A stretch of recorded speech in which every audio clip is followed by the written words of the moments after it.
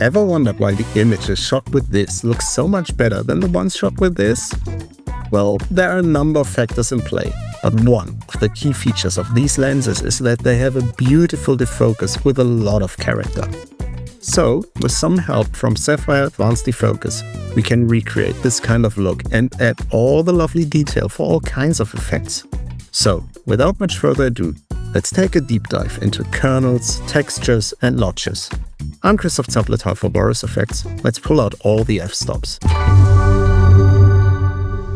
If we take a look at these clips, they all feel slightly different. Of course, they are from different shoots, got different color grading, and were probably filmed by very different people. But let's zoom in a bit and take a look at the bokeh, the kind of shape or aura surrounding these lights that are out of focus. If this was just your good old blur, this would all be mushed together, but here we can see a round circle around the light source. Here we can clearly see a hexagon, and here the shape differs the further we get to the edge of the image. This might seem like a little minute detail, but it can have a huge impact not only when we try to replicate a lens from the real world, but also for stylized motion graphics or transitions. Sapphire Advanced Defocus has controls for all of these characteristics, so we can emulate everything from a cheap and dirty piece of glass to a 5-figure prime lens. Let's start off easy. I've got this clip of a candle and I'm gonna apply Sapphire Advanced Defocus to it. Inside of After Effects, that's right here, under Effect, in the Sapphire Blur Sharpen category. Once it's applied, we already get this almost dreamlike look to the image. There are a lot of controls to this, but we'll tackle those bit by bit. If you want to see what's possible, start off by browsing the presets. Here we got some great starting points. So this preset is built from a real-world reference, like my beloved Canon 50mm prime lens. We could also go with one of the more artistic ones, like the flea market treasure. You see, those can get you started really fast. But let's get back to the effect controls with the default settings. Here we've got the defocus width, basically the amount of defocus you want to apply to the image. We can then use the relative width and height, for example, to make it fit an anamorphic lens. But the real fun stuff starts to happen here in the lens category. Here we can define the shape of our bokeh. Wait, what? Let me show you this a little bit better by deactivating Advanced Defocus for a minute and zooming in here on this small highlight. So there's some very tiny amber on the wick of the candle here. Look what happens when I reactivate the effect. We see it go out of focus, but in this 5-sided polygon shape. So now we can do a number of things. We can change it to a circle. Now we've got a very round, smooth bokeh. We can also change this to a custom shape, but we'll get into this a little bit later. With a polygon, we can adjust the number of sides. We can change how round or straight a line of our polygon is.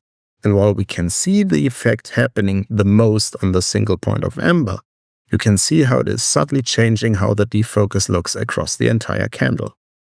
But why do we use a polygon as a kernel to begin with? Well, let's take a look at how a real-world lens works. In order to adjust the aperture, the lens has an opening in the middle that can be adjusted with this ring on the lens. Open aperture equals wider opening. Now, mechanically, this opening is not a perfect circle, but made of blades of metal forming a diaphragm. Depending on the type of lens, these can be any number of blades. This oldie here has got 8 blades. Let's take a look at this image, where I shot a single light source with the aperture of this lens wide open and the light source out of focus. Now this looks like a circle. Almost. Take a look at what happens when I close the aperture down a bit. Now this looks like an 8-sided polygon to me. Now this polygon that I shot is far from geometrically perfect. That's a good thing, because it gives the lens its distinct characteristic bokeh. If we want to replicate those imperfections inside of Sapphire Advanced Defocus, these parameters here will take care of that. The only bummer is, sometimes it's pretty hard to see what is actually happening to the bokeh shape. Let me turn the view from the result view to a zoomed-in version of that polygon. So already, with the defaults, this is not just a polygon, but there's some roundness to it, which I can control here, as well as some fall-off, controlled by this bokeh value here. So already here I can create something really wild with this, like an almost ring-like bokeh. Definitely looks cooler in the result view, but with a zoomed-in view, I can see much better what the individual controls are doing to my lens kernel. And one really cool thing is that I can even adjust the notches of the individual blades. But we can get even more granular. We can add color fringing and even noise. If all this is not enough for you to create your perfect lens kernel, then there is of course the option of a custom shape. So things that are really hard to replicate with a circle or a polygon, like this crescent shape, can be found here. Another great one, especially for cheap or dirtier lenses, is this double orb. The whole lens vignette section gives you classical matting options, but with a twist. So let's up the defocus amount and apply some optical vignette to our Ferris wheel. You can of course see the classical vignette effect, the darkening of the outer edges of the image, but if I dial between 0 and 1, you can see that also the optical distortion itself is changing towards the edges. So this is something very different from just darkening the edges. With this parameter, you can actually emulate the distortion changes of a real lens, a proper optical vignette. And the matte box? That is far more than just softly cropping the image. This parameter actually simulates what would happen if your camera image has been cropped off by a matte box on set and less light would have entered the lens on that side of the image. See that? Instead of cropping off the entire image, it just slightly darkens it, but instead adds a crop to each individual defocused highlight. For the next category, I'm gonna pick another example. This nighttime shot of a train station gives me some beautiful bokeh, but it does look really uniform. Let's add some dirt, I mean texture, to our lens. Look how nicely these break up the polygon kernels. And I can still adjust them quite a bit with these parameters down here. So whether you just want to ever so slightly break up the uniformity, or if you want to emulate a really grungy, dirty lens, well, indulge yourself. In addition to all of this, Sapphire Advanced Defocus includes some really nifty add-ons that you might find helpful when emulating a lens, like the ability to boost the highlights, add some color fringing, or do some grain management. This is a really loaded plugin, but now that we explored all the important parameters one by one, let's do some practical examples. For that, we're gonna leave After Effects for a moment, but we'll come right back to it in no time. For our first example, I'll be heading straight into Resolve's Fusion page. Now I've got this shot of an adventurous traveler exploring the vast wilderness of a barren green screen. I already pulled a key of him and put him into a surrounding better suiting his attire. But now it looks like somebody put up a photo wallpaper. I'll start by adding one of Fusion's transform nodes to lower the horizon line quite a bit. But still, if this guy is supposed to be standing in the vastness of the desert, then this tree should be roughly 50 meters away. And yes, the desert is bright, and if this scene was shot this way for real, this could probably have been pulled off with a pretty closed aperture. But with a lens so close to his face, there's no chance that the background would be as crisp as it is here right now. This is what gives the shot away. So let's apply some advanced defocus to our background. I don't have much to go by in the green screen element to figure out the lens characteristics for the background, but this looks like a very modern lens, so I'll definitely not go overboard with vignetting, lens texture, or chromatic aberration. Overall, I want to keep this really subtle. As I said, this was probably shot with a pretty closed aperture, so I suspect a very subtle defocus. I'll just slightly boost the highlights and then use the built-in grain to match the background to the foreground. And that makes total sense, as noise would happen on the sensor after the image is captured by the lens we just emulated. And before you know it, we're back inside of After Effects. So I created this little title card, Into the Unknown, that calls for something dark and moody. And to be perfectly honest, my little sapphire dust particles that I created don't quite cut it yet in the dark and moody category. Too flat, too graphical. Let's bring in advanced defocus. Aha!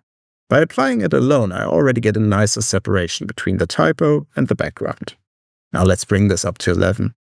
Let's triple the defocus width. See what happens if I drag the bokeh value to the negative. That gives me this almost cell-like look. I like that. But let's roughen this up even a bit more. I'll add my texture to the lens, and that breaks up my little polygons to something far more organic. Now let's toggle the effect off for a sec. What a difference already. But I'd like to push this a bit more. Do you see these nice little moments where the dots overlap? Let's push this a bit more. I'll re-enable my advanced defocus and go down here to the boost highlights. Even at a value of 3, there's not too much happening.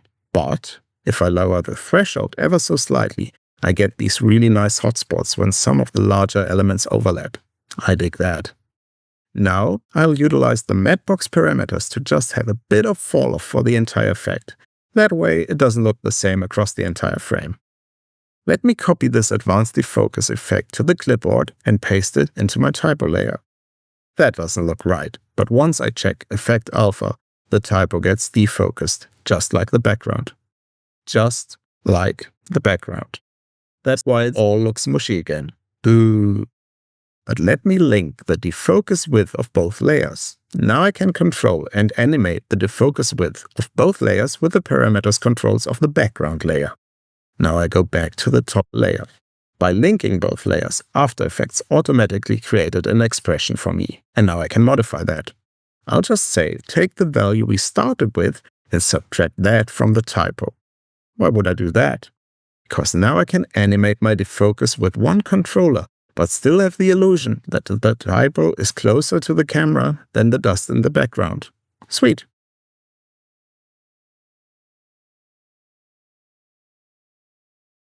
Okay, let's do one more example inside of Boris Effects Vegas Pro. I assembled a quick edit with some beautiful shots from my hometown. Right now, those are off-the-shelf dissolves, but these nighttime shots are just screaming for some nice boosted highlights and some really beautiful bokeh. Of course, I could apply an advanced defocus to the incoming and one to the outgoing clip, could keyframe the defocus width from 0 to whatever looks great, then apply a dissolve and then fiddle back, adjust the timing of the incoming and the outgoing effect, and go back and adjust the dissolve until I get what I like. I totally could do that.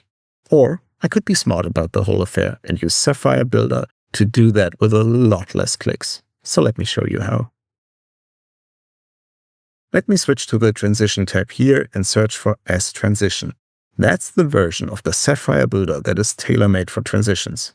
In the Video Event FX window, I could now choose to just load one of the many presets, but we are gonna build a fresh transition. The sweet thing about this is that we don't even have to put down keyframes, because all of the animation will be driven by the length of the transition here on our timeline. Let's press Edit Effect so that we can see all of this in action. So the From node is our incoming image into the transition, and To is the outgoing clip. Now these two go into the transition node here. All we have to do to change this from the off-the-shelf dissolve into a beautiful bokeh extravaganza is to add an advanced defocus node right below the transition and adjust the parameters to whatever we want this effect to look like.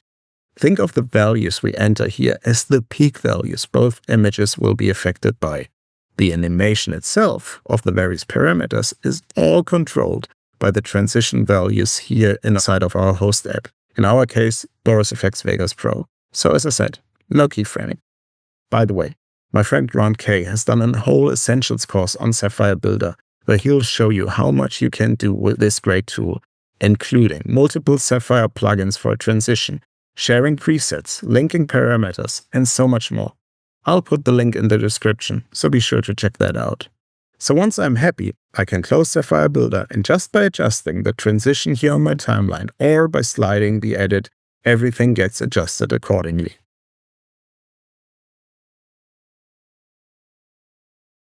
And that's Sapphire Advanced Defocus in a nutshell. And I think even with those 3 examples, we barely scratched the surface of all that is possible with this plugin. Let me know in the comments what kind of lens you would like to replicate. For more tutorials on Sapphire and everything else that we make, be sure to check out our training library at boriseffects.com. I'm Christoph Zapletal for Boris Effects, and I will see you in another video.